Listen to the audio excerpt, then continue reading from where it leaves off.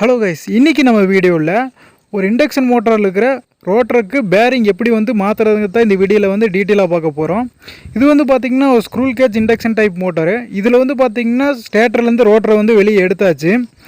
நான் இதுக்கு முன்னாடி வீடியோவில் ஓவராலிங் வீடியோவில் இதை பற்றி போட்டிருக்கேன். இந்த வீடியோவில் பார்த்திங்கன்னா பேரிங் மட்டும் எப்படி மாற்றுறது டீட்டெயிலாக போட்டிருக்கேன். இதில் பார்த்திங்கன்னா டிரைவிங் சைடு நான் டிரைவிங் சைடு ரெண்டு சைடுமே பார்த்திங்கன்னா பேரிங் ரிமூவ் பண்ணுறோம்.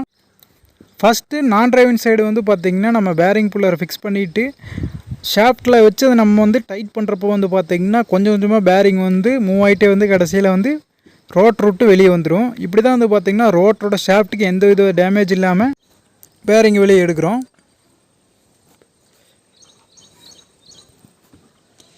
கொஞ்சம் கொஞ்சமாக டைட் பண்ணுற பார்த்திங்கன்னா ஸ்க்ரூ நம்மளுக்கு கீழே இறங்கிட்டே வரும், பேரிங் மேலே ஏறிட்டே வரும். கடைசியில் பார்த்திங்கன்னா நம்மளோட ரோட்டர் ஷாஃப்ட்லேருந்து பேரிங் அங்கே அப்படியே ரிமூவ் ஆகி வெளியே வந்துடும்.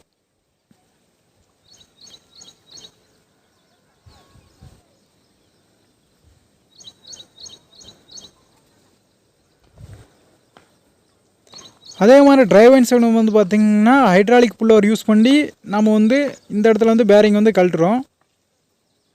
ஹைட்ராலிக் புல்லர் பார்த்திங்கன்னா உங்களுக்கு கொஞ்சம் யூஸ்ஃபுல்லாக இருக்கும். ஸ்க்ரூ டைப்போட ஹைட்ராலிக் புல்லரில் நம்மளோட பேரிங்கில் பார்த்திங்கன்னா அதை ஃபிக்ஸ் பண்ணிவிட்டு நம்ம நடுவில் டிஸ்டன்ஸ் பீஸ் வச்சு நம்ம ஹைட்ராலிக் ப்ரெஸ் பண்ணுறப்ப பார்த்திங்கன்னா நம்ம ஆயில் ப்ரெஷர்லேயே பேரிங் கொஞ்சம் கொஞ்சமாக மூவ் ஆகி கழட்டு வந்துடும். இந்த மூலமாக இந்த மெத்தடில் பண்ணுறப்ப பார்த்திங்கன்னா நம்மளுக்கு ஷாஃப்ட்டுக்கு கொஞ்சம் கூட அடி வாங்காது.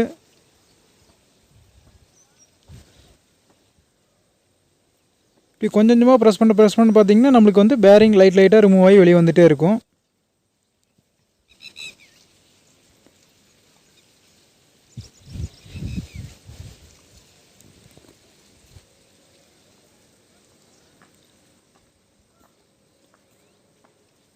இப்போ பார்த்திங்கன்னா நம்மளுக்கு டிரைவிங் சைடு இருக்கிற பேரிங்குமே நம்மளுக்கு ஈஸியாக கழண்டு வந்துடுச்சு.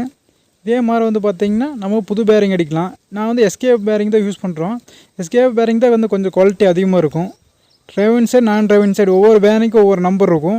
அதுக்கேற்ற மாதிரி பார்த்திங்கன்னா ஃபஸ்ட்டு நான் டிரைவிங் சைடு பேரிங் நம்ம அடிச்சிடலாம். அதுக்காக பார்த்திங்கன்னா நம்ம ரோட்டரை வெர்டிக்கலாக நிற்க வச்சு நம்மளோட பேரிங்கை போட்டு நம்மளுக்கு பார்த்திங்கன்னா ரெண்டு சைடுமே ஈவனாக நம்மளுக்கு லோடு கொடுக்குறப்ப பார்த்திங்கன்னா பேரிங் கொஞ்சம் கொஞ்சமாக கீழே இறங்கும். நம்மளுக்கு பைப் இருந்தால் ரவுண்ட் பைப் இருந்தால் நம்மளுக்கு யூஸ்ஃபுல்லாக இருக்கும். இப்போ பேரிங் அடித்த கடைசியில் பார்த்திங்கன்னா அதை க்ளீன் பண்ணிவிட்டு நம்ம க்ரீஸ் போட்டுக்கலாம். இது க்ரீஸ் கப் டைப் பேரிங்னால பார்த்திங்கன்னா நம்மளுக்கு ஷீல்டு இல்லை, அதனால் எக்ஸ்டர்னலாக நம்ம க்ரீஸ் பேக் பண்ணிக்கிறோம் ரெண்டு சைடுமே. இதே மாதிரி பார்த்திங்கன்னா டிரைவிங் சைடுமே நம்மளுக்கு அதுக்கேற்ற சூட்டபுள் பேரிங் போட்டு நம்ம ரெண்டு சைடு ஈவனாக லோட் கொடுக்குறப்போ பார்த்திங்கன்னா நம்மளுக்கு பேரிங் ஈஸியாக ஃபிக்ஸ் ஆகி உள்ளே போய்க்கும். அடிக்கிறப்ப பார்த்திங்கன்னா அந்த ரிங்கில் மட்டும்தான் அடிக்கணும். நம்மளோட பேரிங் பால்ஸில் அடிச்சிங்கன்னா டேமேஜ் ஆகும். அதனால் பார்த்திங்கன்னா நம்ம கரெக்டாக ஈவனாக லோட் கொடுக்குறப்ப பேரிங் பார்த்திங்கன்னா கரெக்டாக லொக்கேஷனில் ப்ளேஸ் ஆகும். இவ்வளோ தான் பார்த்திங்கன்னா ஒரு இண்டக்ஷன் மோட்டருக்கு பேரிங் நம்ம ரீப்ளேஸ் பண்ணுறது.